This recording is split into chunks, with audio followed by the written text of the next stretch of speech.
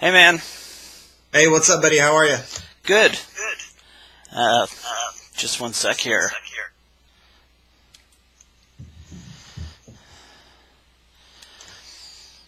So, yeah, we haven't talked to you in a while. We had you on the show following your loss to Jacare.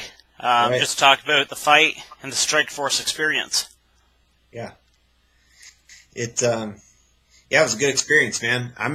I'm ready to come back, and a lot of what I took from that was that I'm going to be fighting at my natural weight now. I think this is going to be good for me. Move down to welterweight. Oh, okay. Cool, man. So, when did you make that decision? I made it a couple weeks ago as my weight has been coming down to about 195 pounds. And I started dieting, and now I'm walking at about 190. And so, I'm looking forward to being the big man inside the cage and Right. Manhandling this welterweights. Okay, good stuff, man. So, any news on when we can expect you back in the cage? I'm talking to Shelby right now, the matchmaker for Strikeforce, and Right. Nothing's definite. I know the promotion, is in an interesting spot where they have over 120 fighters signed and very few events. So Right. there's a lot of elbowing and jockeying for position to get on fight cards. So I'm looking to, I'd like to be on the August event. Okay, cool, man. So, this is a question I had for you. It went down a few months ago. You and Brunson there were having a bit of a back and forth on Twitter. Want to just talk about that? Yeah, I called him out. I wanted to fight him. I think that his record's padded, and I think he's like a lot of fighters that they're trying to make their way up to the big promotion, and they've fought in a bunch of nobodies. And I'm seeing that all over that, it's not a uncommon thing to find guys with 9, 10, 11, and 0. Well, that's because they've fought nobody. Sure. And they've been built on their local circuit. And trainers are smart for doing it, I guess, for guiding their fighters along. And that's probably just good business. But when they get to the big show and fight somebody with real experience, they're going to be exposed. Hey, man. So, he's coming off a loss a few weeks back or a week back, and he was crying about it quite a bit. Right. What do you think about the judging in mixed martial arts right now?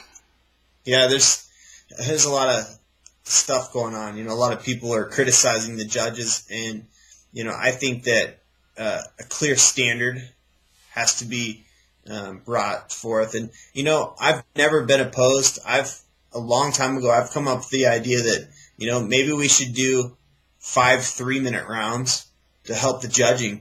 Maybe 3 rounds is not sufficient enough because there's two. If they score 1 round wrong, you're going to lose the fight. And with more rounds comes probably more, closer scorecards, and could, help the true winner win if the judges are, scoring the fight, because each round is, a 10-point must system. If you drop 1 round, if, 2 of those judges drop it, you're going to lose the fight. Right. So, you know what I mean? We all hear then it comes up Dana's thing, don't leave it in the hands of the judges. Well, sometimes you can't help that. If you could end the fight, you would, but it's not the case. So I think maybe more of a clear standard of what constitutes a takedown. If there's no damage, what's the point system? I guess I'm still kind of unclear on what are they judging on. I mean, how do they score a takedown versus a good strike or defending a takedown? What if you take somebody down and don't score any points at all? Like, what if you're a wrestler and you just lay there?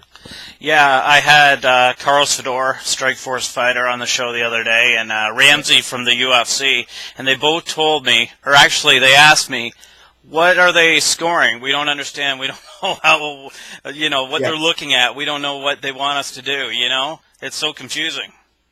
Yeah, we need a clear standard, and it needs to be in writing, and it needs to be distributed to all the judges for UFC and for all, not, any fight outside of there. Then there needs to be some kind of clear standard that we can, come up with that everybody can have in hand and looking at their score sheets. So when they score a fight 10-9, who won, if we have a clear standard, then we can all abide by it. And we know that if you get taken down and a guy lays on you for a whole round, that's winning. But what if a guy on bottom is, out striking and causing more damage? We still don't know who's going to win that round.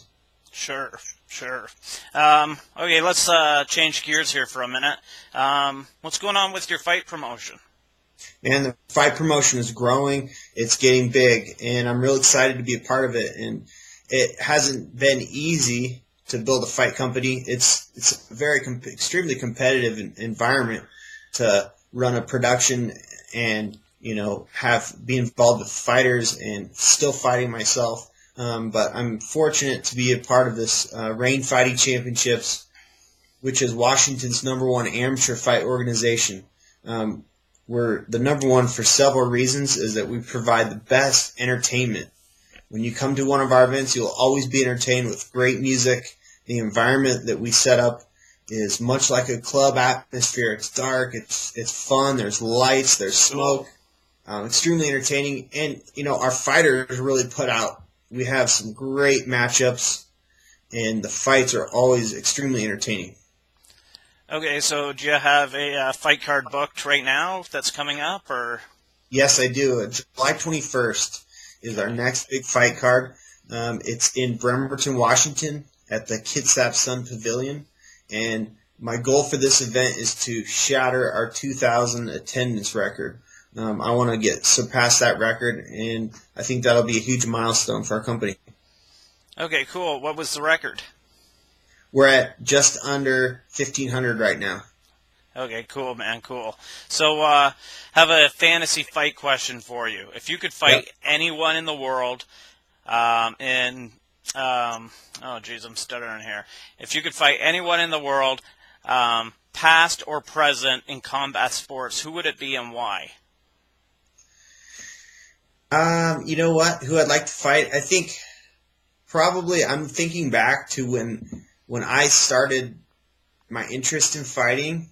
It would be Matt Hughes. That guy was a stud when I first started watching UFC. Sure. I remember him picking people up and carrying them across the cage and slam.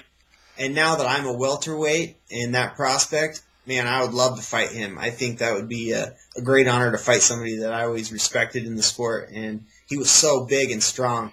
Where we're at today, I could beat him. For sure, man. Okay, so let's talk about this UFC fight coming up in about 2 weeks here. Chael Sonnen versus Anderson Silva. Give me a prediction. Right. You know what? I need to see the numbers on this fight. I think I'm going to put some money down on this fight. Right. I like Chael. I'm a big Chael fan, and I want to see him win. But man, I'm nervous for him. I feel like that his game is so obvious that if Anderson had time to prepare, which he had plenty of time, to defend these takedowns, I think he is going to beat Chael this time by knockout. I want Chael to win, but I think I'm going to have to put money on Anderson by knockout. Now, if you think Anderson's going to win by knockout, you think in early rounds? I think so. I think it's going to be in the first 2 rounds. I think that Chael is going to press the action, and Anderson's it's going to be his side movement that's going to make the difference. It's going to be a barrage of punches. Okay, cool, man. Well, we got you on the line. We'll ask you another one, and we'll go to Strikeforce for this. They got the middleweight championship bout, Rockhold versus Kennedy, coming up. Who'd you like and why? Well, I think I'm going to have to go with Kennedy for this. I think he's prepared, and I think he's going to take Rockhold down. Even though I like Rockhold, I'm a fan of his. He was always very nice to me after my fight, congratulated me. I respect him for that. But I think that, Kennedy's a tough guy to handle, and I think he's more hungry than ever, and he's going to come and bring the fight to Rockhold, and he's going to take him down and beat him with ground and pound. I don't know if he'll finish him, but if he does, it's going to be in the third or fourth round by ground and pound. Well, if that one comes in, that'd pay off quite nicely because I think Kennedy's probably a major underdog at this point. Yeah. Yeah, for sure, man. Okay, and just talk about where you're training and some of the guys you're training with. Right, I've been training for a long time with Forrest Griffin. He's been a good training partner for me. And, now that I'm dropping a weight and he continues to stay big, I'm kind of moving to some new partners because the other week also I was training with Big Country for his fight, and he punched a hole in my lip. Oh, wow. That wasn't too fun. So, I think I'm done with the heavy guys. So, my lighter guys now I'm training a lot with Andreas Spang. He fights in Bellator. Sure. And several other guys in the gym. I think I'm done with the heavier guys. I'm moving down to more guys my weight. And I train at Throwdown Training Center here in Las Vegas. And my training's been really good.